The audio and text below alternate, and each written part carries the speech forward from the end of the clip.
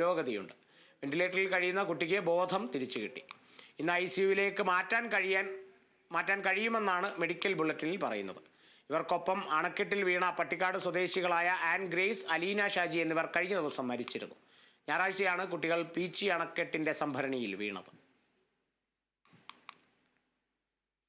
ഇന്ത്യക്ക് യഥാർത്ഥ സ്വാതന്ത്ര്യം ലഭിച്ചത് രാമക്ഷേത്ര പ്രതിഷ്ഠാ ദിനത്തിലാണെന്ന് RSS മേധാവി മോഹൻ ഭാഗവത്.